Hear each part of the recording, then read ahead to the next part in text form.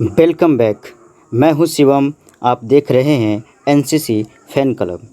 दोस्तों, यदि आप मेरे चैनल पर नए हैं तो चैनल को सब्सक्राइब करें ताकि मैं जो वीडियो अपलोड करूं उसका बेल नोटिफिकेशन आपको मिल सके।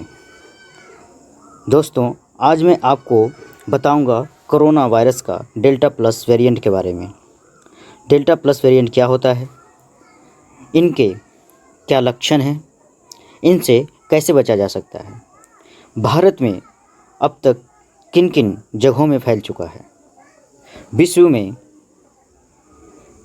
किन किन जगहों में यह अपनी दस्तक दे चुका है। तो चलिए दोस्तों, इन सभी चीज़ों के बारे में हम लोग डिटेल से जानेंगे। शुरुआत करते हैं डेल्टा प्लस वेरिएंट के बारे में।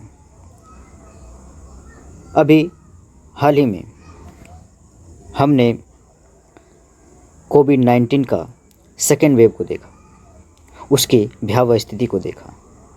उसकी स्टडी के दौरान डेल्टा वेरिएंट सामने आया।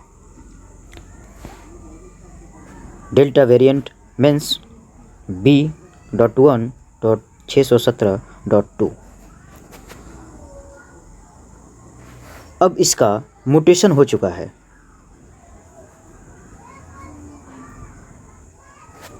म्यूटेशन का मतलब होता है परिवर्तन, यानी कि डेल्टा वेरिएंट का परिवर्तन हो चुका है और परिवर्तन होने के साथ इसमें कि 417N म्यूटेशन ऐड हो चुका है, जिसकी वजह से डेल्टा वेरिएंट का प्रोटीन स्पाइक और ज़्यादा सक्रिय हो गया है। इसी वजह से डेल्टा वेरिएंट का नाम डेल्टा प्लस वेरिएंट दिया गया है।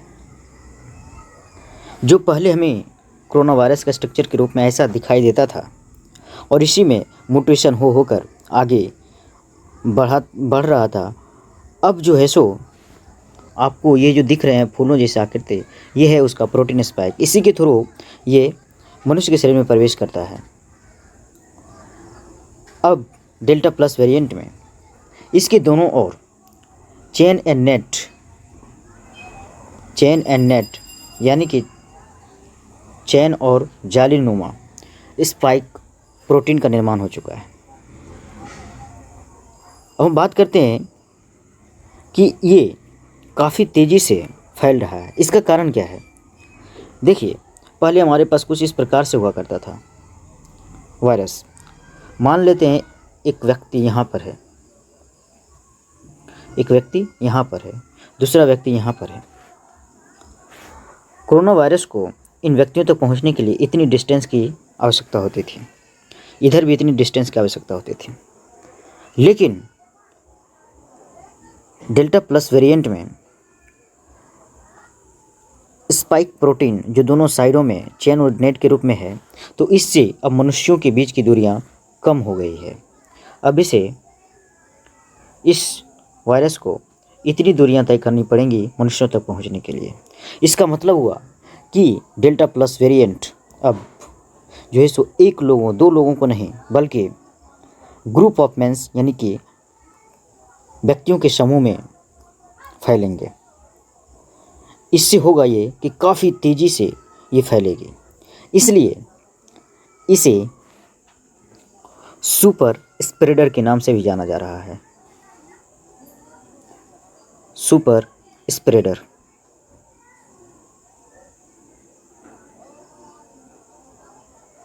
सुपर स्प्रेडर यानी delta plus variant super spreader का काम कर रहा है, यानी काफ़ी तेज़ी से ये फैल रहे हैं। अगर मनुष्य, अगर हम लोग सचेत ना हो, इनके प्रति जागरूक ना हो, तो सेकेंड वेव से कहीं ज़्यादा हमें भयावह स्थिति को देखने को मिलेगा और ये काफ़ी तेज़ी से फैल रहे हैं। ये भारत और विश्व के विभिन्न हिस्सों में फैल चुके हैं, अपनी दस्तक दे चुके हैं और ये कोरोना का थर्ड वेव को लेकर आ सकता है, ऐसा अनुमान लगाया जा रहा है। तो हमें अपने आसपास खुद और परिवार को और दूसरे लोगों को भी जागरूक करने की ज़रूरत है। तो यदि आप इस वीडियो को देखकर ये पता करना चाहते हैं कि इसका लक्षण क्या है, इससे कैसे बचा जा सकता है, तो आप इसे पूरे वीडियो को देखें, इस पूरे वीडियो को देखें और अपने दोस्तों के पास भी शेयर करें, ताकि वो भी अपने परिवार को सुरक्षा प्रदान करने में सहायता कर सके। अब हम बात करते हैं कि ये किन किन जगहों में ये फैल चुके हैं। यदि बात करें भारत का,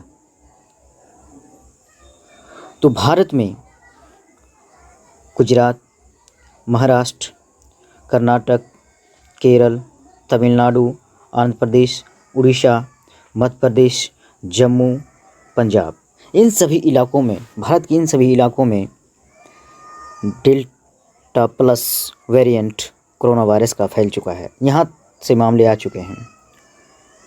यदि हम बात करें विश्व स्तर में कि कहाँ कहाँ फैले हैं, तो विश्व में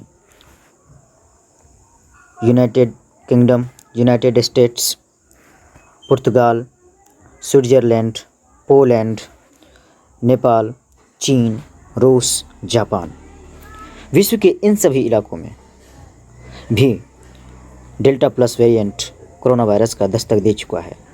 कहने का मतलब ये काफ़ी तेज़ी से फैल रहे हैं, तो हमें जन जागरूकता फैलानी होगी और लोगों को इसके प्रति सीरियस होना पड़ेगा।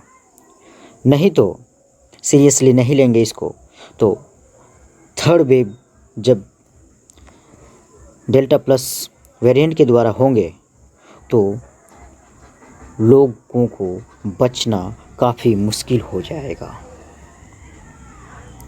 अब हम बात करते हैं इसका सिम्टम्स क्या है, इसका लक्षण क्या है डेल्टा प्लस वेरिएंट का। यदि आपको सूखी खांसी हो, बुखार हो, थकान हो, सीने में दर्द हो या सांस लेने में परेशानी हो रहा हो, तो आप इसे अनदेखा ना करें। तुरंत ही डॉक्टर से चेक करवाएं, उसके बताए अनुसार दवाइयों का सेवन करें और समय समय पर उनसे बात करते रहें। यदि उससे भी बात ना बनती हो तो आप कोरोना वायरस का चेकअप करवाएं और सही समय पर सही इलाज का फ़ायदा उठाएं और अपनी जान को बचा सकें।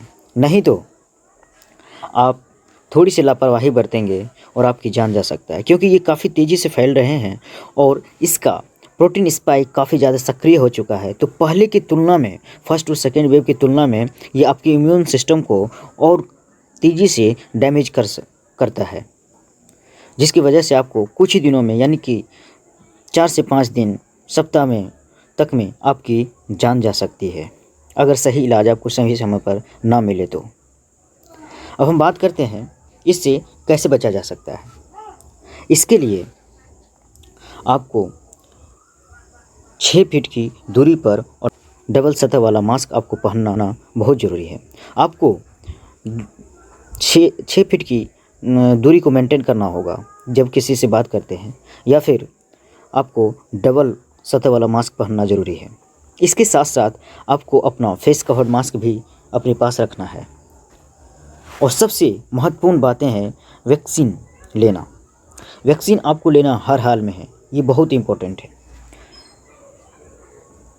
और हम बात करें कि जुलाई और अगस्त, तो जुलाई और अगस्त में ये कोरोना वायरस का थर्ड वेव आ सकता है और पीक पर भी हो सकते हैं।